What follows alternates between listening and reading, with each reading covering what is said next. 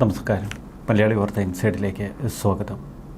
CPMന്റെ ഗൃഹസന്ദർശനമാണ് ഇപ്പോൾ അടിമുടി വിചിത്രമാകുന്നത്. ഒരാഴ്ച മുമ്പ് സാക്ഷാൽ MA ബേബി തന്നെ അന്യൻ്റെ വീട്ടിലെത്തി പാത്രം കഴുകുന്ന കാഴ്ചയൊക്കെ നമ്മൾ കണ്ടു.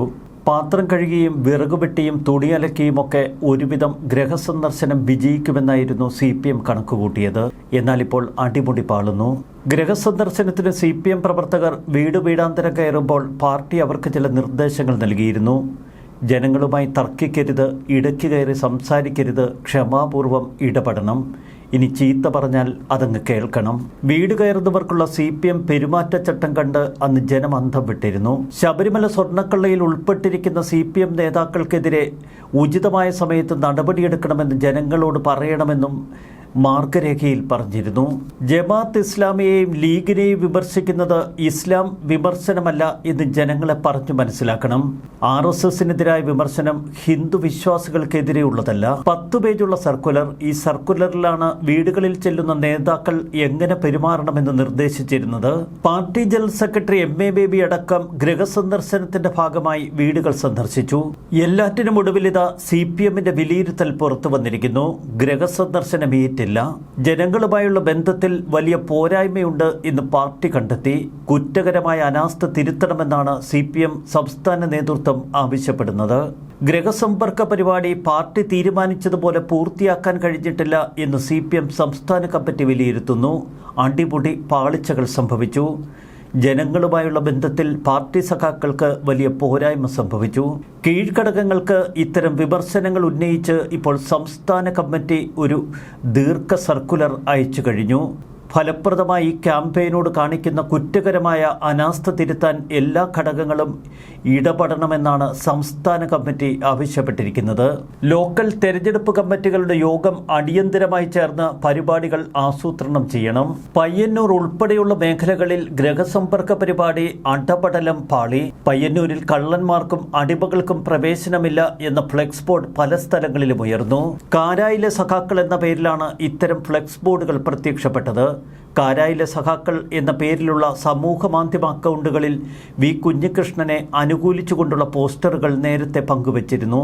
പയ്യന്നൂർ MLA TI മധുസൂദനൻ ഫെബ്രുവരി 13 മുതൽ 16 വരെ മണ്ഡലത്തിൽ വികസന മുന്നേറ്റ ജാഥ നടത്തുന്നു. ഈ ജാഥയ്ക്കെതിരെയാണ് ഇപ്പോൾ ഫ്ലെക്സ് ബോർഡുകൾ പ്രത്യക്ഷപ്പെട്ടിരിക്കുന്നത്.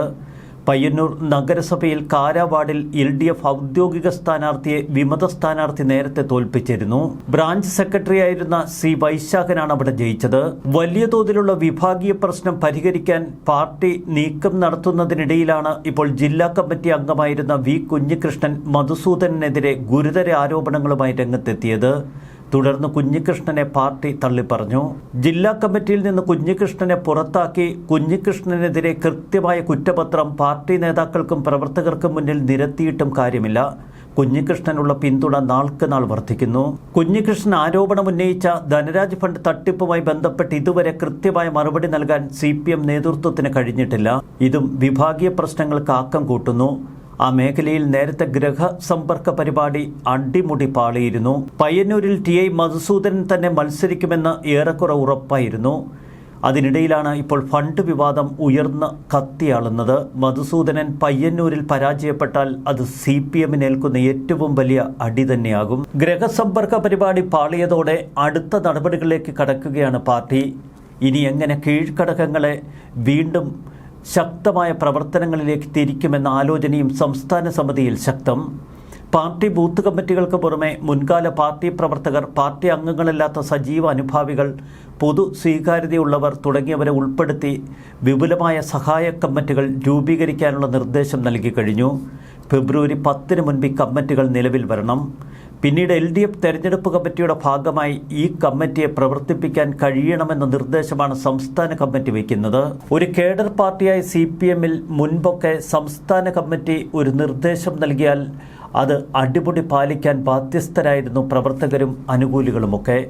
എന്നാൽ ഗൃഹസമ്പർക്ക പരിപാടി മാത്രമല്ല, ഇനിയുള്ള പ്രോഗ്രാമുകളും പ്രവർത്തകർ തന്നെ അട്ടിമറിക്കുമോ എന്ന ഭയം നേതൃത്വത്തിൽ ശക്തമാണ്. വോട്ടർമാരുമായും അവരുടെ കുടുംബാംഗങ്ങളുമായും അടുത്ത ബന്ധം സ്ഥാപിക്കണം. പാർട്ടിയിൽ നിന്ന് വിട്ടുപോയവരെ അടിയന്തരമായി തിരിച്ചു കൊണ്ടുവരണം. ഓരോ ബൂത്തിലും 2 പേരെ മുഴുവൻ സമയ പ്രവർത്തകരായി നിയോഗിക്കുകയും ചെയ്യണം. ഇവരുടെ പരിശീലനം പഞ്ചായത്ത് നഗരസഭ അടിസ്ഥാനങ്ങളിൽ നടത്തണം. സ്ത്രീകളുടെ പ്രത്യേക സ്ക്വാഡുകൾ രൂപീകരിക്കണം. ഓരോ ബൂത്തിൽ നിന്നും ഇതിനുവേണ്ടി 2 പേരെ വീതം വിനിയോഗിക്കണം.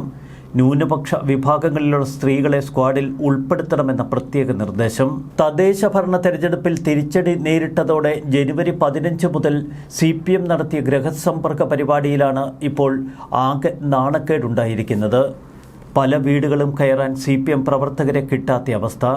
ചെല്ലുന്ന വീടുകളിലാവട്ടെ അവരുടെ കുറ്റപ്പെടുത്തലുകൾക്ക് മുന്നിൽ തലകുനിച്ചു നിൽക്കാനേ പ്രവർത്തകർക്കും പ്രാദേശിക നേതാക്കൾക്കും കഴിഞ്ഞുള്ളൂ. എന്ത് ചെയ്യണമെന്നറിയാതെ വിങ്ങിപ്പൊട്ടുന്ന ഒരു പാർട്ടി.